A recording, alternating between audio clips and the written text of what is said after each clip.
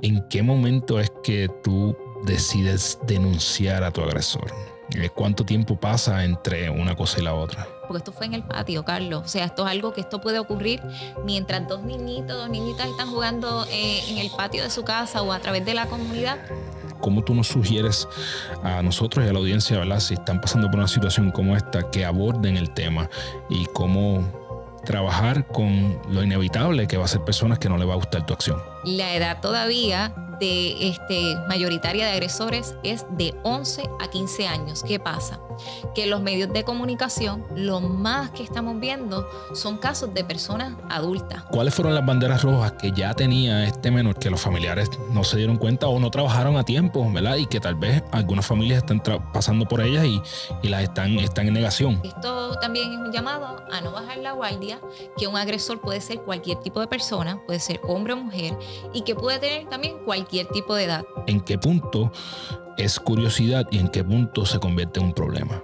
Para poder sanar, tú tienes que ir al fondo. ¿Qué 3 banderas rojas, si tú ves en algún menor o adolescente, deberías preocuparte como padre, como madre, como persona familiar de alguien que tú digas, mira, maybe esto es un potencial agresor, tenemos que hacer algo al respecto? Este libro es una forma de yo educar y de yo decirle a otra y a otro sobreviviente, existen las herramientas para sanar. ¿Cómo nosotros podemos buscar la manera de reducir este tipo de casos en la sociedad? Llegaste a Gana tu Día, el podcast. Soy Carlos Figueroa. Mi visión con este movimiento es que vamos a impactar la vida de 1 millón de personas, ayudándolas a entender que son las pequeñas cosas que haces diariamente las que te convierten en esa persona que tú quieres ser. Cuando tú vienes aquí, te llevas un poco de información de este movimiento, te llevas estrategias que puedes implementar en tu vida para que tú también ganes tu día, y te llevas entrevistas con personas que diariamente viven su pasión. Y yo creo que personas que están dejando huellas y haciendo un impacto necesario en nuestra sociedad. Lo único que te pedimos a cambio es que si te gusta lo que estás escuchando, te suscribas al canal, compartas esta información con alguien que se puede beneficiar de ella, comenta y déjanos saber qué te pareció esta entrevista. Yo creo que hoy vamos a tocar un tema muy importante, a veces incómodo, pero necesario. Sabes que si estás en Puerto Rico nos puedes ver a través de Liberty Canal 85 también, y si nos estás escuchando a través de Apple y Spotify, regálanos 5 estrellas, ayúdanos a seguir creciendo. No podría faltar el decirte que si aún no lo tienes, ya salió mi primer libro, Construye tu Ruta. Lo consigues en construyeturruta.com, y si estás en Puerto Rico lo consigues en The Bookmark, también en la farmacia Walgreens. Mis cicatrices ya no son máscaras ni cadenas, son maestras que con su lenguaje de silencio me enseñaron el arte de renacer, de crecer, de ser. Ella es una experta en temas de autoestima e inteligencia emocional, que para mí son 2 de los ingredientes importantes para construir nuestra ruta, para vivir en plenitud y seguir creciendo. Decidió tomar el punto más difícil de su vida, o al menos uno de ellos, ¿verdad?, y convertirlo en una oportunidad de ayudar a otras personas. Tenemos que hablar de temas incómodos, como dije, y el que vamos a tocar hoy es el abuso sexual. Pero es para sanar y para poder brindarle a las próximas generaciones una mejor sociedad. Bienvenida a Gana tu Día, el podcast, la psicóloga, socióloga, actriz y ahora autora, Francesca Soto. ¿Cómo tú estás? Gracias, Carlos, por tenerme aquí en tu programa, que, como bien dice, es un programa para educar, para concienciar a las personas y sobre todo para añadir valor, que yo creo que eso es muy importante, ¿verdad?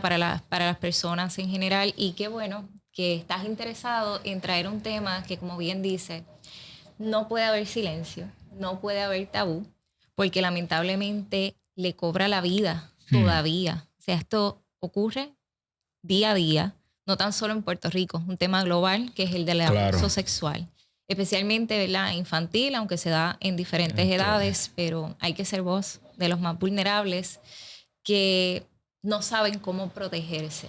Así que nos toca a nosotros como adultos seguir visibilizando estos temas. Yo históricamente he estado ligado a personas que han sido víctimas de abuso desde pequeños, porque mis papás mi papá y mi mamá eran parte de lo que son los clubes rotarios en Puerto Rico y eran padrinos de un hogar albergue de niños maltratados y abusados. Y posteriormente, antes de comenzar lo que hoy es Gana tu Día, una de mis misiones en esta vida fue ser el presidente de la junta de un hogar de sobrevivientes de violencia y abuso, tanto niños, niñas y también mujeres. Entonces, de alguna forma u otra siempre he estado ligado al tema. Creo que es importante, ¿verdad? No solamente verlo en las noticias y opinar, sino hacer algo al respecto. Acabas de lanzar tu primer libro que se llama La niña no supo lo que pasó, y vamos a hablar de algunas de las cosas de esta. Como te dije antes de grabar, no lo he leído aún, pero mi compromiso es que la gente que está aquí sabe que yo tengo mi podcast de Libros con Prisa, entonces mi compromiso es que lo voy a traer ahí también. Lo pueden conseguir y vamos a hablar de él, pero antes de hablar del libro quisiera que yo quiero ir directo al hígado, como puedes ver en esta entrevista al tema, pero quisiera que la gente que tal vez no te conoce, que me hables un poco de tu trasfondo de psicología y de sociología. Pues mira, mi trasfondo como socióloga, ¿verdad? Que es el más que le dediqué por mucho tiempo y muchos años, ha sido variado, porque no se quedó únicamente la socióloga o el sociólogo de la academia, ¿verdad? Que únicamente estudia teoría o hace investigación para las universidades. Siempre me interesó compartir los conocimientos con la gente, con las comunidades. Así que desde el 2014 yo comencé a dar talleres en diferentes lugares, entre estos hogares de crianza, lo que era el centro de acogida en el municipio de San Juan, que era para, ¿verdad?, ese centro para personas sin hogar. Luego del huracán María tuvo su impacto y después con el COVID-19 también. Así que siempre he estado comprometida a la educación. Desde muy niña. Primero a los 13, que había comenzado como catequista. O sea, que la pasión por educar y compartir conocimientos con otras personas estaba ahí. Luego, cuando decido estudiar, ¿verdad?, la maestría en psicología bajo la especialidad de consejería psicológica, pues ahí en el proceso de práctica también me di cuenta de mi pasión, ¿verdad?, por el proceso de terapia, tanto individual, grupal, que siempre me ha apasionado, porque yo digo que somos seres colectivistas, sí, no somos individualistas. Uno piensa que lo que le afecta a otra persona posiblemente en Mayagüez no va a ocurrir en Caguas o San Juan, y lamentablemente hay un impacto, ¿verdad?, entre colectividad. Así que de ahí nace, ¿verdad?, mi pasión por ayudar a otros en el proceso de sanación, de descubrirse, de explorar quiénes somos, ¿verdad? Porque muchas veces el concepto de identidad, hay personas que lo malinterpretan y piensan que la identidad es únicamente algo exclusivo de género o sexo. Okay. Y la identidad va más allá de, ¿verdad? Existe lo que es la identidad cultural. Me siento parte de esta comunidad, me siento parte de este país, o me siento parte de otros lugares al exterior. Así que, ¿verdad?, esa diversidad de conceptos. Luego, pues tuve la oportunidad de ser asistente de cátedra en temas de investigación. Ahí, ¿verdad?, diferentes tipos de temas, y me encanta investigar, me encanta aprender, me encanta leer, me encanta explorar, ¿verdad?, de otras culturas. Así que decido estudiar un doctorado en estudios culturales para aprender qué es lo que está pasando en Afganistán, cuál es el impacto o cómo ve el mundo las personas ahora en China, en Japón, esto mismo que está ocurriendo en Pakistán, en Israel, que muchas personas piensan lo que está ocurriendo en Pakistán no va a tener efectos en Puerto Rico, en los Estados Unidos, y se equivocan. Luego un par de años lo vamos a ver, no tan solo en la economía, también un impacto en la educación y un impacto en la milicia, que ahí es donde más se va el dinero en los Estados Unidos ¿verdad? Y como parte de esa mano de obra de la milicia, en cuestión de los puertorriqueños, que siempre somos los que estamos bien activos. Así que me considero una eterna estudiante, ¿verdad? Para resumirle a las personas, me considero una eterna estudiante. Tuve la oportunidad de dar clases de lo que es Ciencias Sociales 1, Ciencias Sociales 2, tanto a nivel de bachillerato y de maestría. Y a mí lo que me gustaba, como yo le decía a los estudiantes, este es el currículo, pero no se dejen llevar por lo que yo les doy. Yo quiero que ustedes sean autodidactas, que exploren más allá de. Y lo mismo yo hago con el concepto de la universidad. Yo decía, yo no quiero los títulos para decir que tengo estos grados. ¿Qué es lo que yo voy a hacer con estos títulos? Pero desde la pasión, desde la vocación, que es algo que se está perdiendo, algo que estoy notando. El concepto de individualidad, y como te mencioné, la colectividad bien importante, ese concepto de individualidad que estoy viendo que se está dando últimamente. Así que personas como tú, como yo y como más apasionados a diferentes temas ¿verdad? Y de mi misma disciplina que están comprometidos con la colectividad, es importante que nos demos el espacio y la oportunidad de abrir puentes en espacios como estos para educar a las demás personas, para que no pierdan esa esencia de colectividad, ese sentido genuino y autenticidad que todos tenemos, porque todos tenemos algo para aportar. 100% tenemos algo único. Ya con lo que dijiste, se me abre los ojos y, ¿verdad? Y me da tanta curiosidad. Hablaste del impacto que a veces definitivamente uno no lo piensa y nosotros estamos siempre viviendo en nuestra pequeña burbuja de que lo que pasa allá no me afecta a mí. Y cuando haces toda la cadena de eventos que nos lleva a la manufactura, históricamente nosotros somos un eslabón grande en la manufactura en lo que tiene que ver con los Estados Unidos, definitivamente. Hablas también de la importancia de aplicar el conocimiento. Soy fanático de la filosofía, ¿verdad? Y entonces la filosofía, cuando yo estaba en la universidad, pensaba que era un tema aburrido de conocimiento puro, cuando en realidad es algo que nosotros vivimos. Tú tienes que vivir la filosofía, no solamente aprenderla. Y en el caso mío, siempre digo, en mi libro en particular, es un libro que digo, no, este no es un libro para leer, es un libro para aplicar. Y yo creo que el conocimiento sin una válvula de acción, pues no nos hace nada, ¿verdad? Es puro conocimiento y muere ahí. Es cuando tú lo aplicas que algo realmente ocurre. Hay que dar un poco de trasfondo, ¿verdad? Y para la gente que tal vez no sabe, tú publicas un libro eres una sobreviviente de violencia, de abuso sexual. Tú, no solamente tú, sino tú y tu hermana, ¿verdad? Y este libro veo que mencionas que es el cierre de ese capítulo de sanación que tomó bastante tiempo. Sin entrar tal vez en todos los detalles, me parece que hay que darle un poco de contexto de cuándo ocurrió esto, cuántos años, quién fue el agresor, ¿verdad? Y cómo fue que surgió toda esta etapa de la cual ahora, ¿verdad? Te sientes tal vez un poco más cómodo hablando, por decirlo así. Sí, pues esto me ocurrió a los 5 años. El evento que más me marcó, que bueno que mencionaste a mi hermana en ese proceso, fue el de ella. ¿Es tu hermana menor? 1 año de diferencia. Lo que pasa es que cuando leas el libro, en ese primer capítulo de Crónicas de un abuso anunciado, ahí yo comparto el evento que ocurre en conjunto con mi hermana. Yo creo que no hay una cosa más impactante para un hermano mayor, o sea, aunque sea 1 año de diferencia, que sabes que claro, especialmente uno tiene en esas etapas, en esas etapas uno se cree que son una década. Exacto. Entonces, ahí yo narro cómo fue ese impacto de yo estar presente, o sea, ser abusada y a la misma vez presenciar el abuso de mi hermana, que es una parte que deja muchas heridas.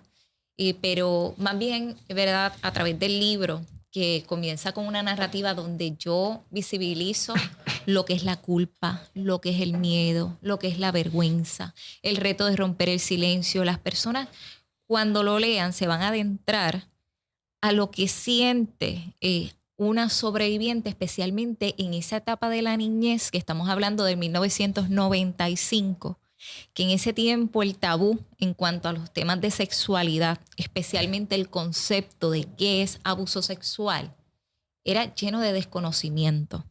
Así que de ahí es que parte también el título. La niña no supo lo que pasó. ¿Por qué? Porque yo a esa edad yo no sabía que yo era una víctima de abuso sexual, que yo era una sobreviviente. Así que por mucho tiempo arrastré lo que es la secuela de la culpa, que es uno de los conceptos que más pasan las personas que han pasado por abuso sexual, que comienzan a pensar, si yo hubiese estado en este otro lugar o si yo hubiese hecho esto, posiblemente no me hubiese ocurrido este episodio, o que uno piensa, ¿verdad? En mi caso particular, yo pensé que yo era la que había hecho algo malo, igual mi hermana. O sea, ambas crecimos pensando con eso.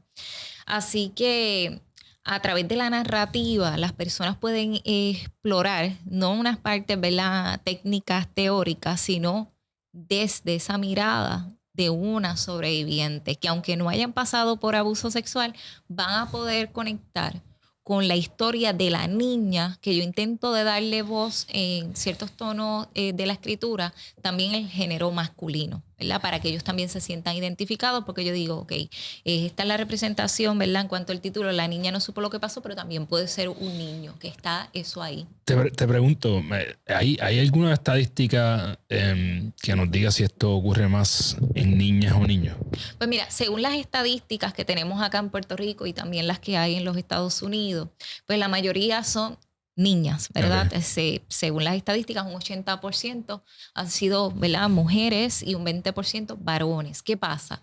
Las estadísticas siempre son un acercamiento, claro, a que las personas puedan tener una idea de lo que está ocurriendo en la sociedad, que esos números no es que están, ¿verdad?, escritos en piedra. Exacto, que no son escritos en piedra. Eso lo que hace es que le ayuda y cuando se divide por comunidades, que las personas puedan entender qué es lo que está pasando en Aguadilla, o qué es lo que está pasando en Moca, en Isabela, qué tipo de estrategias podemos utilizar para prevenir el abuso sexual. Entonces, a través de esas cantidades es que uno puede saber de qué manera es que va a llevar cierto diálogo, ¿verdad?, hacia la prevención. Ahora, esto no quiere decir, ¿verdad?, que sea únicamente un 20% en cuanto a los hombres, ¿verdad? Porque en cuanto a los varones, ellos tienen un reto mayor que nosotras las mujeres, que es el hecho de tabú. Todavía está esto de el machismo, el concepto de cómo tiene que ser un hombre.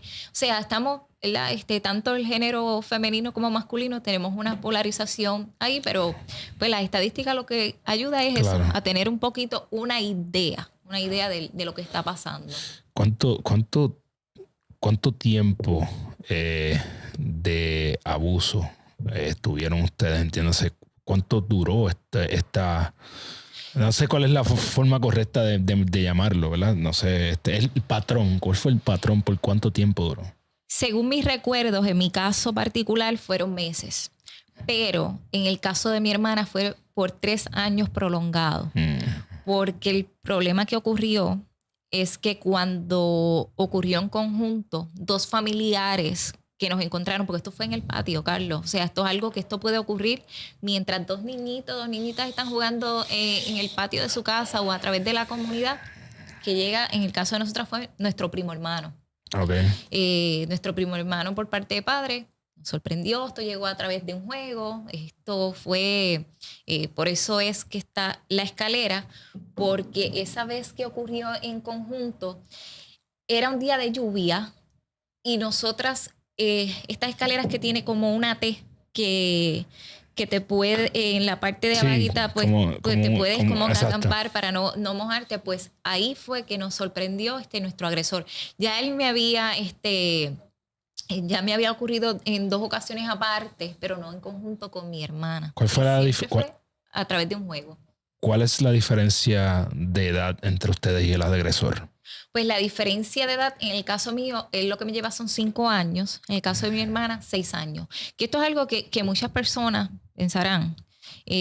preadolescente, un adolescente, esto no va a ocurrir porque tiene 12 años. No, las estadísticas, ahí que me preguntaste, la edad todavía de mayoritaria de agresores es de 11 a 15 años. ¿Qué pasa?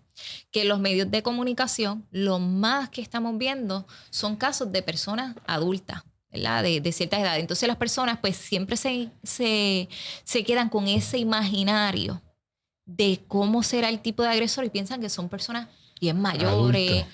Exacto. Entonces pues esto también es un llamado a no bajar la guardia, que un agresor puede ser cualquier tipo de persona, puede ser hombre o mujer, y que puede tener también cualquier tipo de edad.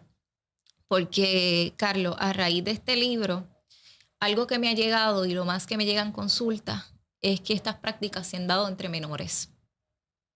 Estas prácticas se han dado menores y las heridas y las secuelas son igual, no importa la edad que, ¿verdad? Porque no hay una cosa más terrible que le pueda ocurrir a un ser humano que te transgredan tu cuerpo. Si es el acoso, molesta, es incómodo, que te toquen, que te abusen, que lleguen a tu vagina, a tu parte íntima, es algo alarmante para una niña y también para un niño que te agredan, es bien impactante.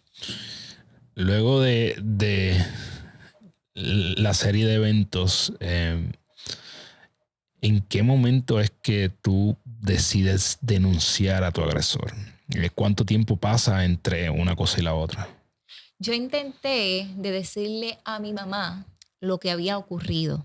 En ese momento. En ese mismo día no, porque inclusive ese día esos familiares que nos encontraron se dirigieron a nosotras. Y como los encontraron unos familiares, perdóname que no permito. Sí, nos encontraron dos familiares, ¿verdad? Que no voy a mencionar qué tipo de familiar, pero el que lo lea va a saber ¿verdad? Sobre los familiares, aunque yo siempre cuido las identidades. Las identidades también del agresor. El agresor se llama el primo robapantis. Okay. Él sabe quién es, ¿verdad? Y los familiares cercanos saben quién es porque tienen conocimiento de que él robaba panties. Okay. Así que y vamos a hablar de eso también porque eso es una de las banderas rojas, ¿verdad? De las que escuché en la presentación de tu libro. Yo creo que es importante esa parte de la educación. Estamos dando el trasfondo de la situación para que la gente entienda el nivel, ¿verdad? Pero definitivamente hay que hablar de eso. Pero cuando yo hablo como tal a esos familiares que nos encontraron, que yo les digo, ¿se acuerdan de la vez que vieron a mi hermana con las panties abajo, ese líquido? Y esto fue lo que ocurrió. Y eso fue a los 17 años, porque cuando intenté decirle algo a mi mamá, que yo le dije, mira, mi primo me tocó por aquí. O sea, yo estaba observando a mi mamá a ver cómo era su reacción, a ver si yo le podía decir, porque yo pensaba que me iban a castigar a mí, que me iban a dar una pela, que yo había hecho algo bien malo. Entonces, de niña, pues no lo dije y además que yo no sabía qué era el abuso sexual. O sea, yo no sabía, yo no me posicionaba como una víctima, como una sobreviviente. Yo me posicionaba como que yo había hecho algo terrible, pero que, ¿verdad? Que me estaba afectando, algo que era incómodo.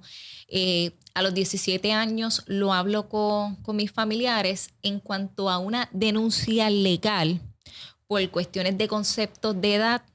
Pues ahí hay también unos retos, unos elementos. Eso era una de mis preguntas. Sí. Tú tenías que edad, otra vez, perdóname, cuando ocurren los hechos, tenías 5 o 7 años. 5 años, mi hermana 4, mi hermana pasa por esto desde los 4 hasta los 7 años. Ok, y el agresor en aquel momento tenía 12 años. 12 y tú decides, hasta los 14 que fue mi hermana. Pasan 12 años. Que era el menor. Cuando tú decides, tú tenías 17 cuando tocas el tema. Exacto, finalmente. Y pasan 12 años. ¿Cuál es la madeja legal para hacer algo con respecto a esto? En cuanto a menores es un reto. Es un reto porque acusar. Porque ahí entran también en un hecho de responsabilidades y de investigación familiar, ¿verdad? Que estamos viéndolo ahora mismo con el tema, por ejemplo, en el caso de la maestra con el menor, donde los padres de este menor también tienen el ojo y la mirada para tener unas responsabilidades ahí legal por ¿verdad? Porque alegadamente... Sí, que no solamente es el agresor quien tiene quien podría tener algún tipo de pena legal. Exacto, esto ha cambiado durante estos años hacia acá. Para ese tiempo entiendo que no era así. Así que el paso clave que yo tuve, por ejemplo, fue a los 17 años, lo hablé ¿verdad? con estos familiares, pero mi hermana, cuando me habla su parte, yo lo único que yo recordaba de mi hermana era verla a ella con las panties abajo, un líquido bajando de sus piernas. Mi hermana se abre a decirme a mí en el 2022. Y yo pensaba que eso era lo único que había pasado, fue esa en conjunto con nosotras. O sea, las dos. Pero cuando mi hermana me dice no, esa vez, pero luego yo más veces en el baño, en este cuarto, fue para mí bien impactante porque fue ir atrás a esa escena. Y en el 2022 yo decido buscar ayuda de psicoterapia. Y yo le digo a mi hermana, porque en ese momento ahí me dieron todas las emociones que la van a ver acá. Las que me están dando a mí aquí. Todas las emociones. Yo sentía rabia, yo sentía coraje, yo lo quería buscar, yo lo quería sentar, yo lo quería ver, yo lo quería tener de frente. Y quería hacer un proceso legal. Pero entonces ahí llega la consulta, ¿verdad? Con colegas que les tengo que agradecer muchísimo. Colegas que me dicen, este profesional es el que te va a ayudar a darle un cierre, ¿verdad? Que es especialista en trauma, a estos síntomas de estrés postraumático que me surgió en el 2022. Todo ahí, ¿verdad? Los síntomas que yo dije, wow, esto es estrés postraumático. En ese proceso de psicoterapia de 8 meses, un proceso de psicoterapia de 8 meses, hubo una mejora increíble. Las primeras 4 no fueron fáciles porque esas primeras 4 psicoterapias era como ir al túnel. Es ir a la oscuridad. Para poder sanar, tú tienes que ir al fondo. Si no está dispuesta o dispuesto a ir al fondo, vas a sanar a medias. Que el concepto de sanación es una entrega completa. Yo decía en esos momentos, gracias a Dios, ¿verdad? Pues tengo los conocimientos porque soy psicóloga, socióloga, que eso también me ayudó. Yo decía esas primeras veces, wow, estoy llegando peor porque en esos procesos de sanidad, cada vez que yo salía de psicoterapia, ¿verdad? Se volvía mayor ese síntoma de estrés postraumático. Pero después de esas 4, o sea, ese primer mes fue el mes de fuego, que por eso la portada, la oscuridad es ese proceso, ¿verdad? Para poder renacer a la luz. Bello. Ese amarillo, ¿verdad? Que resplandece, que es la iluminación de cuando te encuentras a ti. Y sí se puede sanar, no es igual para todo el mundo, es diferente. Hay personas que nos marcan más. En el caso mío, el hecho de yo estar más consciente fue más fuerte que a mi hermana, que había pasado por 3 años, porque ella siempre lo vio como un juego. Yo sabía que no era un juego. Sabía que había algo que era incorrecto, y ya cuando es preadolescencia, adolescencia, que uno identifica lo que le das la definición madurez, porque no sabías y finalmente parte, define. Cuando tú estás consciente es la parte correcto, la conciencia. Yo mencionas esto de las 4 sesiones y me parece el número curioso porque yo, como estudiante de todo lo que tiene que ver con mejorar los patrones en el cerebro, hay un protocolo que aprendí hace unos meses atrás que es de journaling, que aparentemente no, porque eso le resta validez. El protocolo está estudiado como el protocolo más fuerte de todo lo que tenga que ver con tú sanar tu cerebro para tener mejor enfoque, etcétera. Y habla de que busques un episodio traumático en tu vida o de mucho estrés y que 4 veces hagas una descripción completa, detalle por detalle, de lo que es ese episodio. Yo lo hice porque yo siempre digo, yo estoy experimentando con todo lo que ayuda a mi cerebro a tener más conciencia, a ser más agudo. Y en mi caso, esta es la primera vez que lo menciono, la situación que elegí fue el momento donde mi papá le dio un derrame, ¿verdad? Entonces fue un evento bien traumático para mí. El derrame terminó, ¿verdad?, con la vida de mi papá eventualmente a los varios días, pero ese momento donde mi mamá me llama, que mi papá está teniendo una situación, fue toda esa gama de esos 3 días hasta que mi papá fallece, que fue bien, obviamente bien fuerte. No quiero hacerme una víctima porque todo el mundo pues, tiene situaciones como esta en su vida. Pero pues para mí yo escogí eso y ir día a día relatando eso en un journal, detalle a detalle. Tú vas viendo la mejoría, es lo que tú dices, los primeros días como que es cuesta arriba, es fuerte.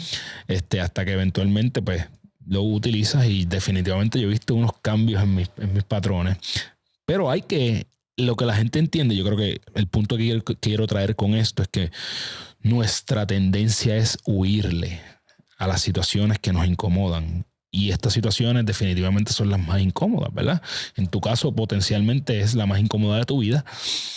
Y la única forma de sanar es regresando a ella. Y yo creo que cuando nosotros entendamos eso, vamos a estar un poco más abiertos a pasar por el túnel, por el fuego, a ir a eso incómodo. Porque tengo que pasar por este dolor para entonces estar mejor. Que es cuando lo comparamos con analogías como el ejercicio, tienes que pasar por esas situaciones incómodas si quieres el músculo. Entonces es lo mismo con nuestro cerebro, no hay otra forma. Sí, pasar por ese dolor, y yo estaba dispuesta a que es la parte más importante. Yo estaba dispuesta a invertir, porque fue un proceso, ¿verdad? Personas que trabajan y trabajamos estos temas, proceso de inversión, pero yo decía, esto no es un gasto. Esto, yo me estoy regalando salud, claro, bienestar, encontrarme a mí. Vida. Y yo te puedo decir honestamente, Carlos, que yo me siento plena. Que Bello. Yo este libro realmente no lo hice por venganza, porque daba ira o ¿verdad? Por sacar, como personas pudiesen pensar, y los trapos viejos. No. Este libro es una forma de yo educar y de yo decirle a otra y a otros sobrevivientes, existen las herramientas para sanar. No son iguales para todo el mundo, ¿verdad? Porque el modelo de terapia que se utilizó conmigo no es el mismo que se va a utilizar con otra persona, porque ahí uno tiene que ver eso que mencionaste, qué tipo de personalidad es, si es una personalidad más evitativa, ¿verdad? ¿Cuáles son esos mecanismos de defensa? Que es algo que yo exploro en mis pacientes. ¿Cuáles son los mecanismos de defensa que utiliza para yo saber cuáles son las herramientas? Y sí, el modelo de terapia basado en la evidencia están para casos de trauma, pero es bien importante conocer esos mecanismos de defensa. Perfil de personalidad de la persona. Son de los que se acercan, de los que se alejan, para saber cuáles son esas técnicas que vas a utilizar con cada uno. Pero sí se puede sanar. No es igual, es un proceso que toma tiempo, ¿verdad? A mí me tomó 28 años. 8 meses de pasar. Cuando buscas el proceso para sanar, esos 8 meses fue el proceso de sanación.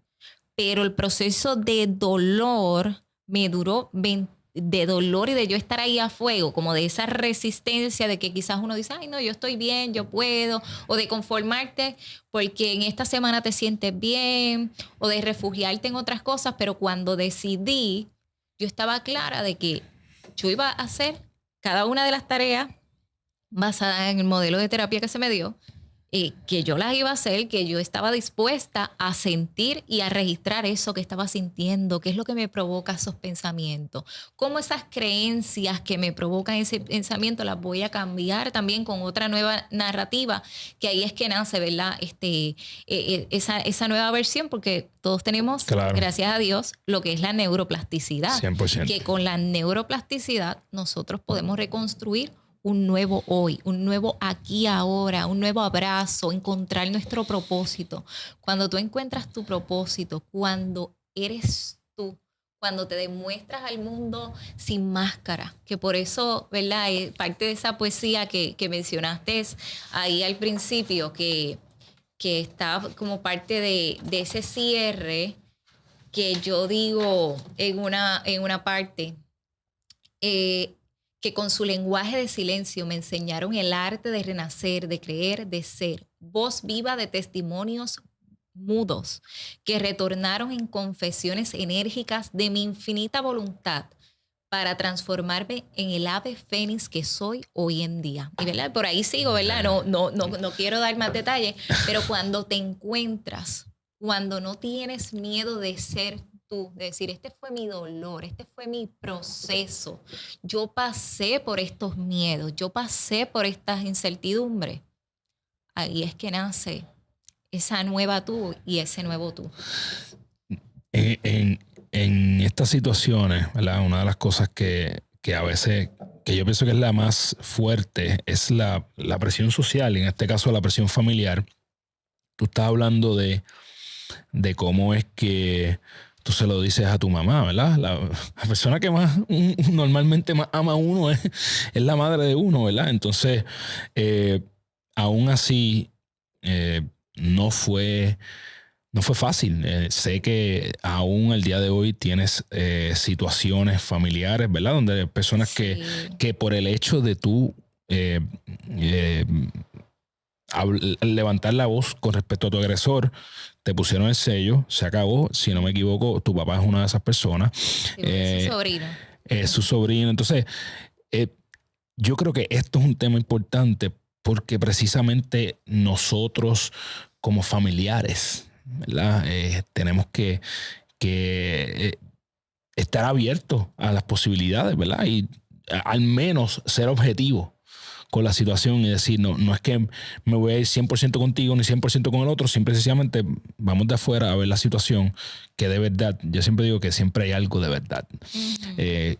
¿Cómo fue esta situación y cómo tú nos sugieres a nosotros y a la audiencia, ¿verdad? Si están pasando por una situación como esta, que aborden el tema y cómo trabajar con lo inevitable que va a ser personas que no les va a gustar tu acción? Sí. Cuando leas el libro, lo que pasa es que a mí no me gusta caer en el rol de victimización. Yo 100%. Siempre separo... Y creo que es importante. Sí, yo separo eso. Las personas se van a dar cuenta que yo vengo de un hogar disfuncional desde muy niña. Okay. ¿Verdad? Que eso fue una de las entradas fáciles para nuestro agresor. El hecho de que en mi hogar había maltrato físico hacia mí y hacia nosotras, maltrato emocional. Yo vivo con mi mamá hasta los 13 años. Yo paso con mi abuela. Okay. Después de pasar con mi abuela como por un tiempo de 9 meses, mi papá ahí pues, estaba en todo ese proceso de luchar la custodia. Tiene mi custodia. Yo estoy con mi papá hasta los 17 años. Luego paso con mis tías. O sea, que pasé por unos procesos que las personas dirán fuerte, ¿verdad? Que casi intento de no mencionarlo porque yo decía, quiero centrarme en el abuso sexual, aunque en el libro doy pistas. Hay un trasfondo. De ese trasfondo de maltrato físico, emocional, de ese reto. En el caso de mi mamá, cómo ella lo aceptó hoy día, ¿verdad? Porque tenemos comunicación desde el mis 21 años, hubo esa, ¿verdad? Integración que no es una integración, ¿verdad? Como afectiva. Otra mamá y otros papás de que, porque pues no se dio desde la niñez, o sea, que es un vínculo que está ahí todavía que no es... no ha sanado tal vez. Exacto, pero yo la perdoné, ¿verdad? La amo, la acepto como es. Entendí muchas cosas de ella y las entiendo. Entonces, ella sí está contenta con el libro porque ella sí se siente bien culpable. Okay. Se siente bien culpable, pero como yo le dije a ella, no eres culpable, habían unas responsabilidades, yo entiendo tus batallas y tus issues mentales, claro. ¿Verdad? Porque ¿sabes? No está... tiene sus problemas, lamentablemente, en cuanto al tema que es bien importante, el de la salud mental. En cuanto a mi papá, él me dejó de hablar en noviembre. Reciente, hace 4 meses. Sí, reciente, tan pronto se enteró del libro, porque yo fui bien cuidadosa con el libro antes de que saliera a la luz pública. Okay. Yo quería que ellos vieran lo que estaba en el contenido, yo quería que ellos supieran, mira, hice esto, porque obviamente mi hermana me cede el permiso de yo poder contar parte de su narrativa, y eso fue un proceso de cierre también para ella. Claro. Y mi mamá me dice igual las familiares que nos encontraron, ¿verdad? En el caso de mi tía, me dan ese permiso. En el caso de mi papá, pues como él siempre fue un padre ausente, ¿verdad? Okay. Aunque me tuvo la custodia, pero fue un papá ausente. Pues yo a él no le pedí el permiso, ¿verdad? De hacer una narrativa. Sí, no sé si no sentiste la necesidad de hacerlo. Sí, no había esa necesidad porque no hay tampoco mención, Okay. no hay una mención así profunda sobre él, pero él adora a su sobrino. Okay. De hecho, él alquiló una de sus casas a su sobrino, a nuestro agresor. O sea, ese es su primer sobrino con su apellido, porque todas son hermanas. Él lo único que tiene es un hermano varón, así que ese es el sobrino con apellido Soto. Y eso para él fue bien chocante. Entonces, hay algunos familiares paternos. Sí, porque somos 3 nenas. El machismo. El machismo. Así que ese era como su hijo. Y eso es bien chocante. Entonces, perdonar a mi papá, darle su espacio y decir, en algún momento él va a estar listo. Estos son sus mecanismos de defensa. Está en un estado de negación, en un estado de boicotear una realidad, pero son cosas que pasan. Pero había una necesidad de sacar a la luz esto que pasó, esto que nunca nos pidieron perdón a mí y a mi hermana, esto de que aunque él era menor, ¿verdad? Porque en el caso, que ese es el reto cuando los agresores son menores y que por eso en el caso de psicología, en menores no hay lo que son diagnósticos de trastornos de personalidad como el trastorno antisocial, entre otros. Siempre con los menores es todo con mucho cuidado, ¿verdad? Porque puede ser, ¿verdad? Hay profesionales que piensan en ciertas etapas pueden ser un proceso de exploración, aunque había muchísimas banderas rojas en el caso de él, ¿verdad? Sí. Mucha parafilia, pero a uno también se le queda ese temor de que no queremos que esa persona que nos agredió agreda a otras personas y sacarlo a la luz y decirlo e informarlo con los familiares que ya saben los papás de este menor lo que ocurrió.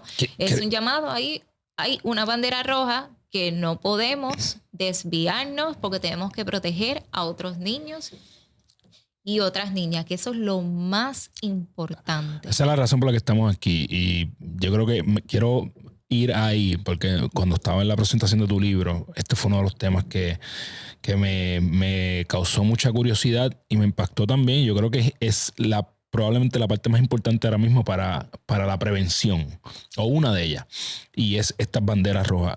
A mí me gusta hablar en arroba bichuela, para la gente que nunca ha escuchado la palabra parafilia, qué significa esto, y cuáles fueron las banderas rojas que ya tenía este menor. Tú diste un hint con el seudónimo que le pusiste en el libro, que es el primo roba panty. ¿Cuáles son las otras banderas que habían ahí que los familiares no se dieron cuenta o no trabajaron a tiempo, ¿verdad? Y que tal vez algunas familias están pasando por ellas y las están en negación. Y es momento de tal vez hacer algo para ayudar al agresor antes de que se convierta en agresor. El reto en cuanto a los agresores sexuales es que, ¿verdad? No todos presentan banderas rojas. Esa es número 1. Y no todos los agresores sexuales, que a veces las personas piensan que son pedófilos, pedófilas, no todos los pedófilos tampoco agreden. Para que ocurra la agresión es pederastía. ¿Cómo se puede detectar si hay alguien que está batallando con pedofilia? Porque ve a un menor, siente ese deseo, siente ciertas imaginaciones, ve fotos y tiene ciertos estímulos, no necesariamente los agreden, ¿verdad? Que acá hay una red de psicólogos forenses que trabajan con las agencias federales que a través, ¿verdad?, de lo que ven en las personas a veces en ciertas pantallas, ellos van a ciertos domicilios y ahí hay unos procesos. Eso se da acá en Puerto Rico y en otras partes del mundo. En el caso particular de nuestro agresor, había unas banderas rojas desde muy niño. O sea, desde los 4 años, él robaba el panty, él observaba a sus propias tías mientras se bañaban, los senos, o sea, desde la ventana. Ya había unas conductas que eran unas banderas rojas, unas alarmas para uno decir, este niño tiene unos problemas de índole sexual. Por eso es bien importante la educación sexual. Y estamos hablando de 1995, que no es como ahora. Ahora hay muchos sexólogos, sexólogas acá en Puerto Rico. Se están haciendo contenido de educación sexual que me parece maravilloso. En cuanto a las parafilias, parte de las parafilias, la pedofilia, está la efebofilia, que efebofilia es cuando hay unos gustos en menores de lo que son preadolescentes y adolescentes, o sea, de 14 años, o sea, adolescente de 14 años hasta unos 21 años, según los estudios en cuanto a efebofilia, que esto puede ser una persona de 60 o 50 años que le gusta adolescente específicamente hasta ese rango de edad. ¿Qué pasa con los conceptos también de pedofilia? Que esto varía de una cultura a otra. Okay. Porque la edad acá para consentir es 16 años. Sí, en hace sitios, décadas atrás era 14 14 años. En Colombia se estaba creando unas leyes para prohibir que la edad de consentir fuese a los 14. Por lo menos en el 2023 que se estaba dando esos debates. No sé si se concretó. Porque entonces en Colombia la edad 14, en los Estados Unidos también tienen el issues que varían cuestión en algunos estados, 16, 18, 21. Sí, ¿no? En otros países y en otras culturas, desde los 13 años se puede consentir. O sea que es un reto porque entonces la pedofilia, algo que quiero determinar, que no lo determina tampoco una ley.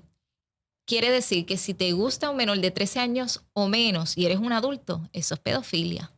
Que no se dejen llevar por leyes porque varía de una cultura a otra. Si es por definición. Si es por definición. Igual es efebofilia. ¿Por qué? Porque esto es un concepto, no voy a entrar a términos culturales ni a prácticas de la época de Pompeya. Lo iba a mencionar ahora, pero iba a mencionar ahora en Puerto Rico mismo, que tú ves históricamente, cuando te decían que se la llevaron, a tu abuela se la llevaron de la casa a los 15 años, ¿verdad? Que era la norma. No hay información de relatos de 13 años que ocurría. Exacto. Y 14 años se ponían a procrear. O sea que esto es algo que lleva años, pero que ahora tenemos la educación, las herramientas y que es para poder educar y decir, no, estas prácticas, esto no estaba bien, esto era, no, todavía no había una civilización, estas prácticas que habían en ciertas culturas, esto no era correcto, porque si no... Tengo una pregunta que o sea, ¿dónde se traza la línea entre exploración? Porque yo fui adolescente, ¿verdad? Y yo tuve curiosidad y yo quise ver mujeres sin ropa. O sea, esto es normal, es parte de tu curiosidad, de aprendizaje, de en qué punto es curiosidad y en qué punto se convierte en un problema. Como parte de la anatomía, ¿verdad? Y la fisiología en cuanto al hombre, al adolescente, pues sí, hay unas partes, ¿verdad? Donde ya se da la eyaculación, en las niñas, las reglas, hay unos cambios hormonales, pueden ocurrir desbalances hormonales, por eso es bien importante las visitas a los ginecólogos, que también he visto videos que están concientizando sobre ese tema. Pues mira, a tal edad es bueno llevar a las niñas al ginecólogo para ver que todo está bien, que ese proceso de regla es un ciclo normal, que no hay, ¿verdad?, unas anomalías en el cuerpo. Y en cuanto a los varones, la masturbación, ¿verdad? Pues si es lo que quieres, por ahí va la pregunta, es algo natural. Entre qué ocurre, porque no podemos tapar una realidad que se está dando y que se ha dado por años.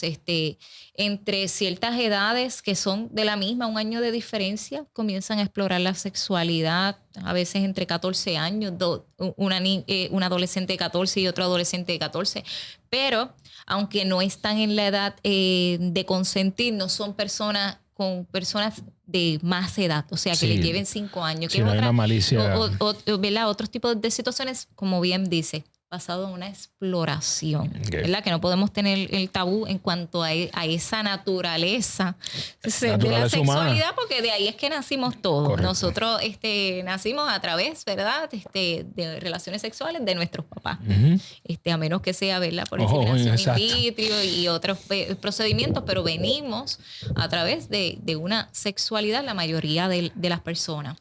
Y cuando ocurrió esto, señales y alarmas en cuanto a mi primo, este tipo de caso así bien peculiar que quizás una mamá puede ver que ha ocurrido, adolescentes o preadolescentes que comienzan a explorar con plátano, con los cepillos, hasta con cepillos de dientes y diferentes tipos de herramientas, pues ahí también es un momento para que se le eduque, se le busque una ayuda para, ¿verdad? Para que la persona tenga una educación sexual del autocuidado en todas sus dimensiones, de cómo voy a cuidar mi cuerpo en cuanto también a las enfermedades de transmisión sexual, que es un tema que se olvida muchísimo y que he visto que se ha tocado muy poco últimamente. En mi época ese era el cuco, ¿verdad? El SIDA. Eso es lo que me dicen. Me dicen, oye, en tal época, personas, ¿verdad? De más edad, dicen, se tocaba estos temas y ya hemos notado que no se están tocando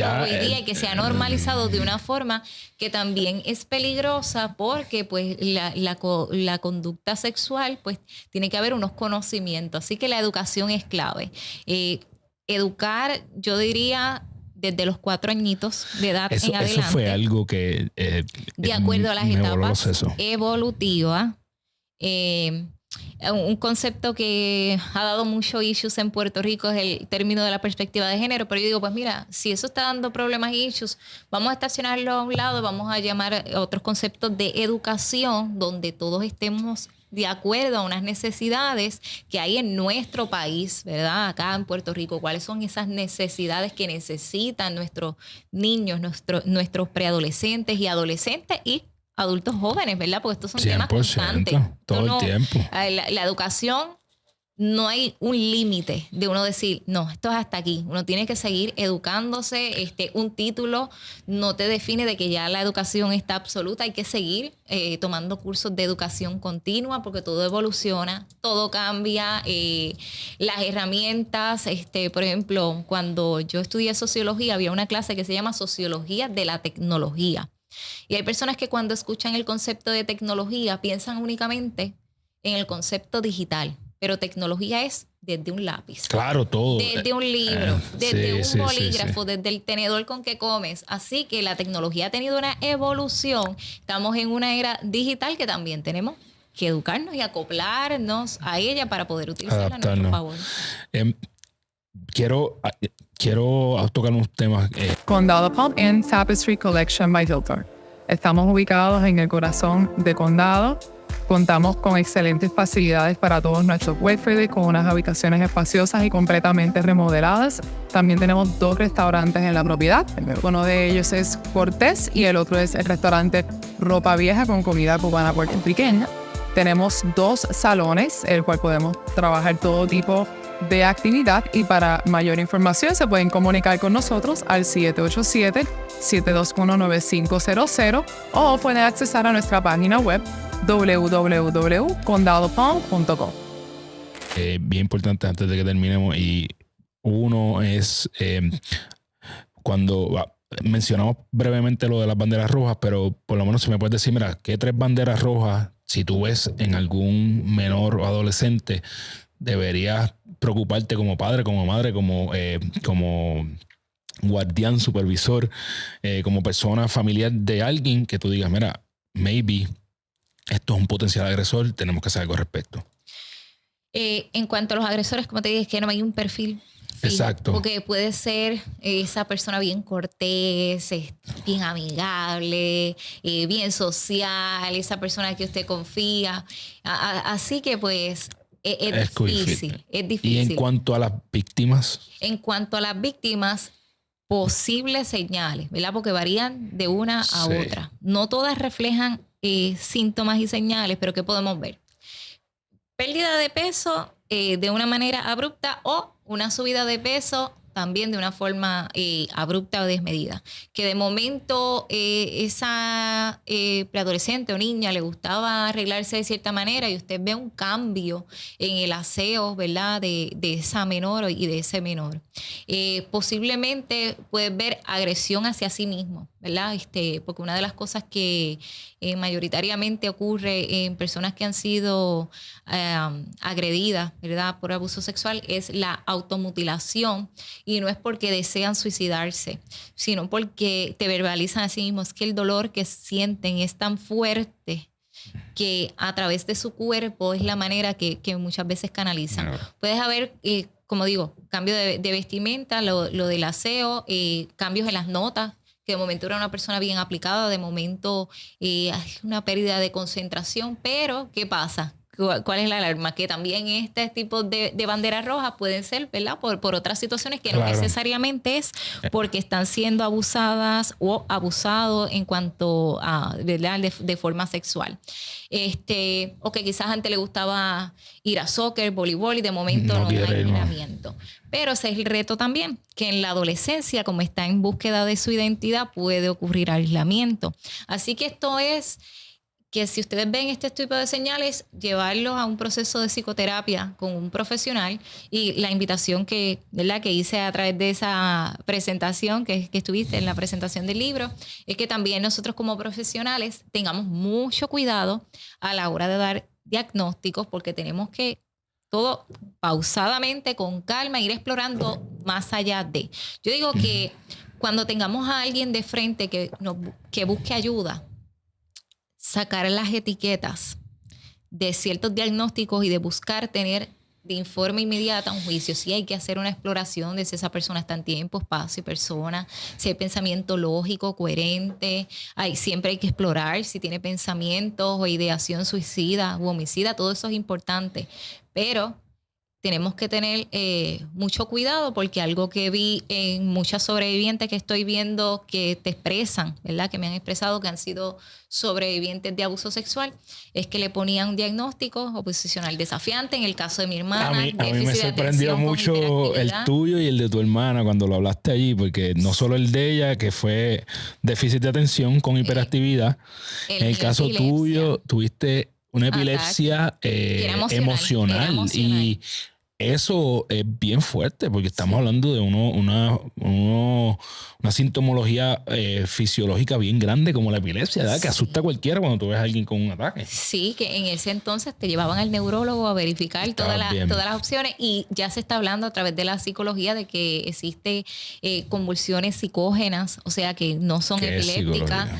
Ya hay profesionales que atienden casos de epilepsia que están hablando de que se ha dado casos de tipos de ataques de epilepsia que es por depresión, por otra sintomatología ¿verdad? Y por situaciones similares a la mía en cuanto al abuso sexual.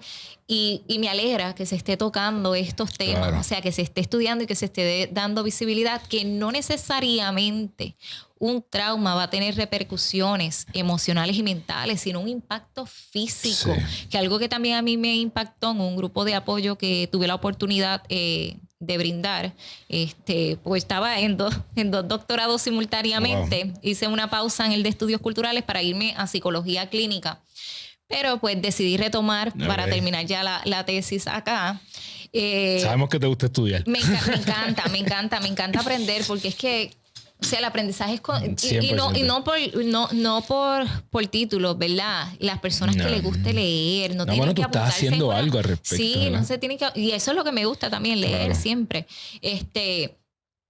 Pues en ese grupo de apoyo, que era para sobrevivientes de cáncer de seno, me llegó, o sea, en ese proceso de práctica, ya Dios me estaba hablando de que yo tenía que escribir, porque todos los casos que yo estaba atendiendo individuales eran sobre abuso sexual, y entonces en este grupo de apoyo también me llega alguien de que le había dado varios tipos de cáncer, y esta persona me dice: yo fui abusada por una manada de familiares, o sea, varios miembros de familiares, y ella dice que ella creció por tantos años con ese silencio y ese rencor, ese coraje, que ella dice: yo sé que estos tipos de cáncer que se me manifestaron a mí fueron por estas situaciones emocionales que mi cuerpo no lo pudo resistir. Y no estamos hablando de que todos los tipos de cáncer, no vamos a llegar a conclusiones, por situaciones emocionales ni nada, pero ella reconoció, y para mí fue bien impactante escuchar ese relato, porque ella dice que ella reconoció de que en el caso de ella pues no fue emocional ni mental, pero sí físico. O sea, el cuerpo te va a hablar por alguna esquina, por algún lado,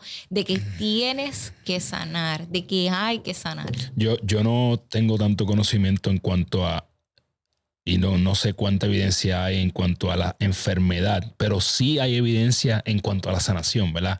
Emocional, que cuando tú sanas emocionalmente, automáticamente se refleja en tu físico. Y personas que son pacientes de cáncer o de otro tipo de enfermedad, de las cuales parte de su tratamiento para acelerar su sanación es emocional, ¿verdad? El tener gratitud, el hacer journaling, ha sido la misma meditación, ha sido parte de la sanación en estos años más recientes para personas de esa índole.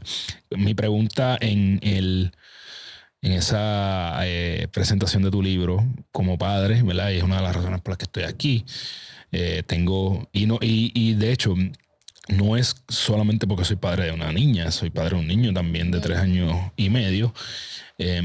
Y yo quiero, ¿verdad? Asegurarme de tener las herramientas para prevenir más que todo, ¿verdad? Eso es lo que estamos buscando aquí. Entonces, mi pregunta para ti ese día fue, ¿verdad? Que hubiera ayudado a prevenir esto. Parte de la respuesta, y la estaba hablando allí con mi amiga Josiedme, que es sexóloga, ¿verdad? Es esta educación temprana. Pero ¿qué otras cosas nosotros podemos hacer para prevenir esto? ¿Cómo nosotros podemos buscar la manera de reducir este tipo de casos en la sociedad? El amor, la comunicación y el compromiso. Cuando somos mamá, papá, cuidadores, miembros de una sociedad en cuanto a los menores y maestros, ¿verdad? Que los maestros de pre-kinder y esos cuidadores pues tienen ahí una responsabilidad bien grande, que es la de escuchar, de estar atento a través de los mismos juegos, cómo están jugando, porque ese menor ese día no quiere alimentarse, qué es lo que está ocurriendo, se siente bien, tiene algún tipo de dolor, ¿verdad? Corporal, o hay algo emocional que hay que explorar.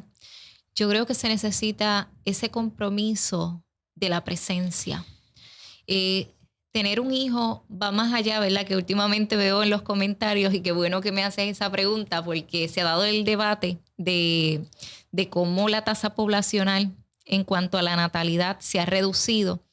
Y mucho se toca del factor económico, pero el factor tiempo, ese factor de presencia que me parece una madurez cuando hay personas que dicen y que, ¿verdad? Cuentan con, económicamente cuentan con el dinero, pero te dicen, yo en estos momentos no estoy lista y listo para ser mamá o papá porque estas son mis horas reales de trabajo. Uh-huh. A mí me gusta viajar X cantidad de tiempo. Y te dicen así, francamente, no estoy dispuesta y dispuesto a negociar estos tipos de disfrutes para en estos momentos ser mamá y papá. Que me parece bien pertinente, claro, que se toque el tema de ese tiempo, de esa comunicación. Y no quiere decir que está mal trabajar, porque se puede trabajar 8, 12 horas. Ese momento tengo el espacio para poder leer un cuento. De qué manera nos vamos a dividir las tareas, si somos únicamente 2 o si nada más una mamá, ¿verdad? O un papá soltero. Cuento con una cuidadora, un cuidador que está comprometido en una crianza de escucha, de amor. Esta persona que va a cuidar a mi hijo y hija es esa persona que también cree mis valores, en mis normas, en las ciertas reglas, porque también se dan las distorsiones de reglas, que yo creo que es un compromiso, ¿verdad? De un conjunto, que yo digo que esto es de un todo, de la colectividad familiar, pero también de nosotros como miembros de una sociedad, estar pendiente de que si esa vecinita y ese vecinito está sufriendo ciertas dolencias, ciertas batallas, que no miremos para el lado, que seamos la voz. Porque hemos visto casos de niñitas de 1 año, de 2 años, que perdieron su vida, que habían vecinos y vecinas que escucharon sus llantos, que veían unos patrones, y que ahí uno se pregunta qué estamos haciendo nosotros como sociedad. Así que esto es un compromiso de todos. Si queremos la prevención del abuso sexual infantil y también de cualquier tipo de edad, se necesita la unidad y el compromiso como sociedad, y no perder uno de los valores más importantes, que es el humanismo y la empatía. Esa sensibilidad que no la da ninguna teoría, parte de la filosofía, 100%. Pero que nace desde aquí, desde nuestro interior. Así que explorar nuestro interior siempre. Tengo tantas cosas que hablar. Vamos, yo me he quedado corta. Porque... Definitivamente esto es un tema que potencialmente vamos a tocar más de una vez, y gracias por acceder a estar aquí. Gracias por la oportunidad. Tengo 2 preguntitas antes de mi última pregunta. Una es, ¿verdad? Y hablando de filosofía, Epíteto es uno de los filósofos estoicos más conocidos, ¿verdad? Y habla de que nosotros decidimos ver lo bueno o lo malo de las situaciones, ¿verdad? Yo soy bastante creyente de eso, que es una decisión. Sin embargo, eso es una píldora bien difícil de tragar cuando se trata de situaciones como la tuya, ¿verdad? ¿Hay algo bueno dentro de lo horrible de esta situación?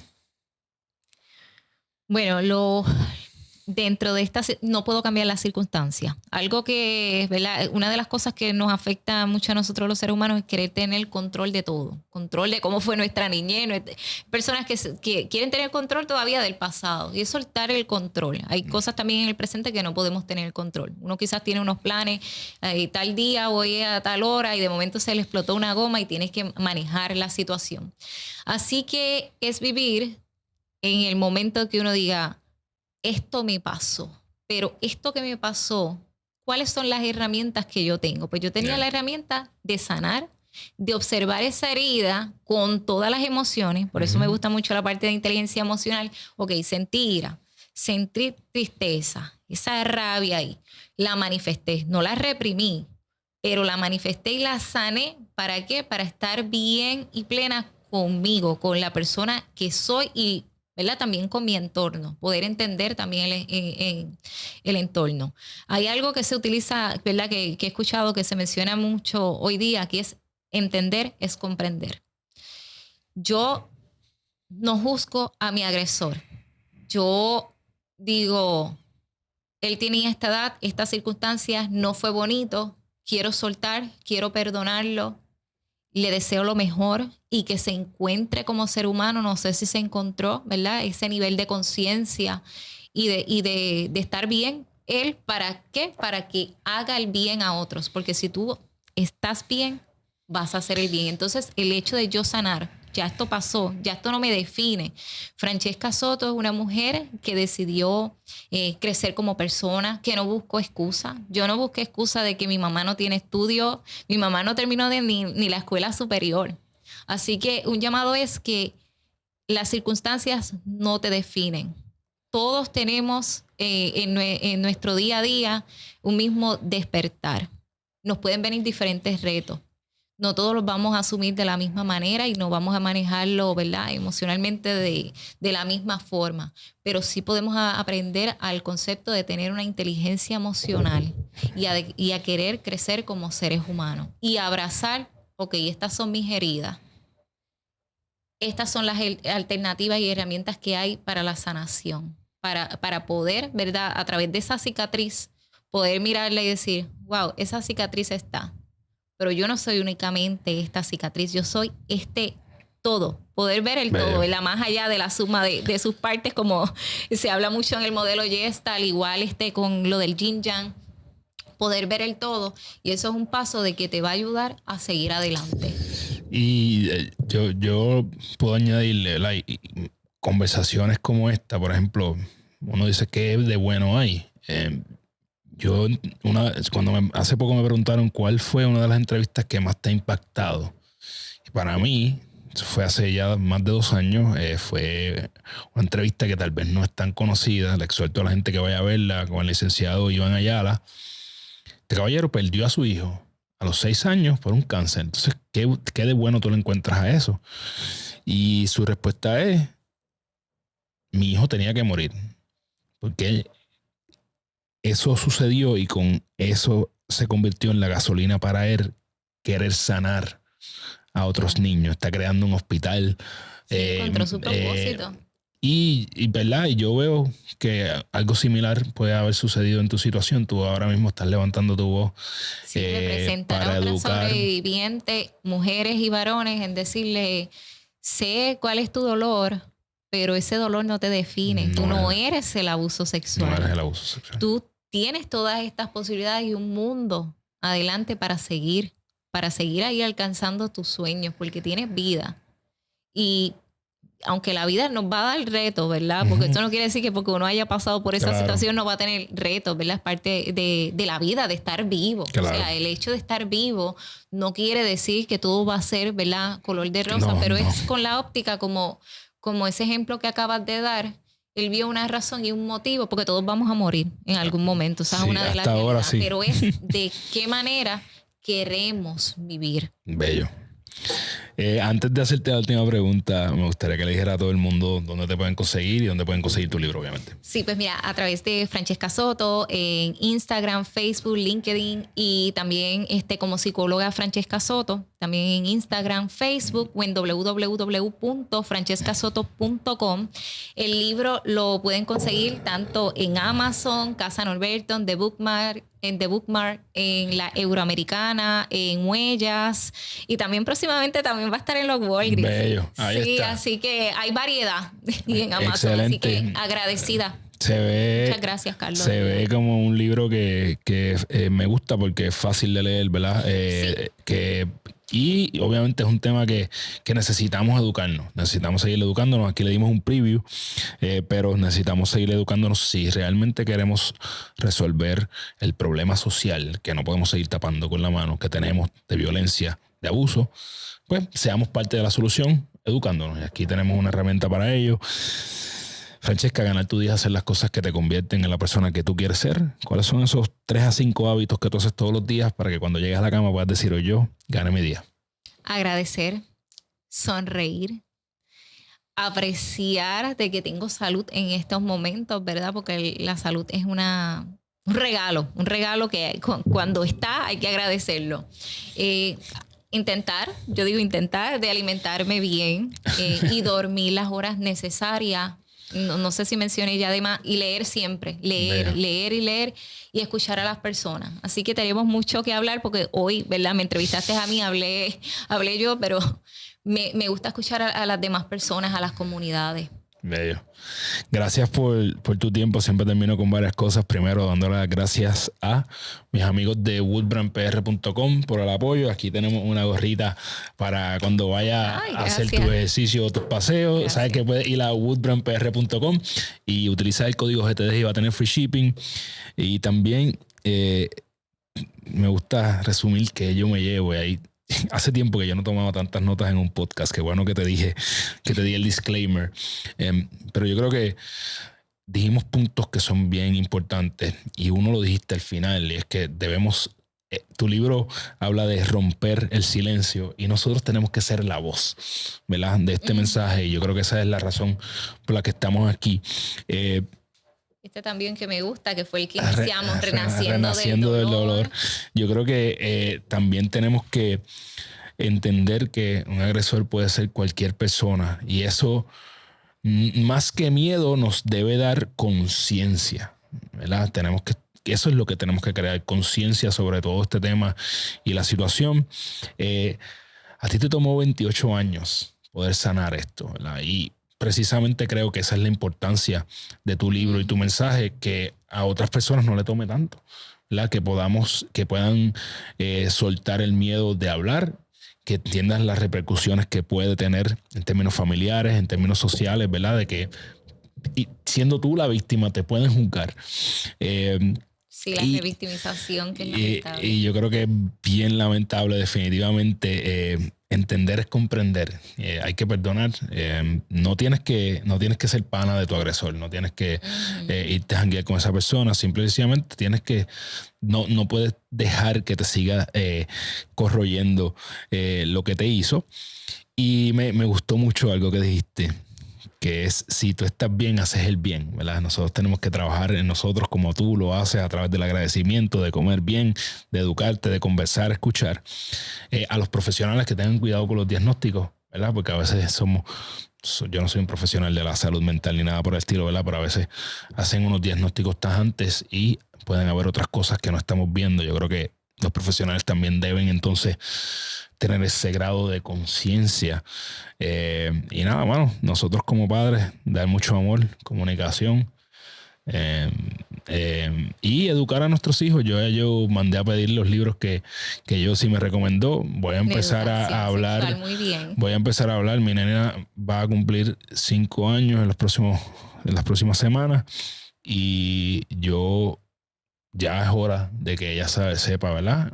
A a su paso, pero no es el toting. Hay que hablar de la vagina, hay que hablar de cómo... me encantó un libro que me recomendó Yossi que dice que no venimos de la cigüeña, ¿verdad? Y eso lo he mencionado en varias entrevistas, que eso era un tema tabú cuando le preguntabas cómo nacen los bebés y te daban ese cuento. Nosotros siempre hablamos, ¿verdad?, de que ellos nacieron de mamá, ¿verdad? Salió de mamá. Obviamente uno tiene que ir digiriendo esta información, pero no podemos taparla. Tenemos que hablarla y ir ajustando el vocabulario según vayan creciendo. Así que vayan, busquen el libro de Francesca. Si se encuentran por ahí al lado del mío, saben que lo pueden conseguir también. Construye tu ruta. También el mío, toda la información está en construyeturuta.com. Espero que se hayan disfrutado esto. Comparte esta información para seguir regando el mensaje. Déjanos tus comentarios de qué te pareció esta conversación, que es importante para nosotros saberlo, seguir creciendo, lo que podamos hacer mejor. A mí me consigues para charlas, para talleres. En Carlos, me envías un email a carlos@ganatuya.com. Y nada, recuerda que eres la única persona responsable de todo lo que pasa en tu vida, que la forma en que cumples tus sueños, desarrollando los hábitos que te acercan a ellos, porque eres tus hábitos. Diariamente toma las acciones que te acercan a tu futuro yo, para que cuando vayas a la cama todas las noches puedas decir yo gané mi día. ¡Yeah! ¡Boom! Yo sé que te has sentido sin rumbo muchas veces y que necesitas encontrar dirección y estructura en tu vida. Soy Carlos Figueroa y estoy feliz porque por fin te voy a anunciar el lanzamiento de mi primer libro, Construye tu ruta, activa tu GPS y vive una vida plena. Construye tu ruta es mucho más que palabras, es una guía de autodescubrimiento, un viaje para construir amor propio y dirección. Esto no es un libro para leer, es un libro para aplicar. Para todos los detalles puedes ir a construyeturuta.com. El 22 de febrero será el lanzamiento oficial, pero ya puedes ir anotando todos los detalles y puedes estar pendiente para que puedas adquirir la primera copia de Construye tu Ruta. Así que es hora de trazar tu camino, es hora de construir tu ruta. Estoy bien feliz por esto, espero contar con tu apoyo, así que construyeturuta.com. Nos vemos pronto. Un abrazo.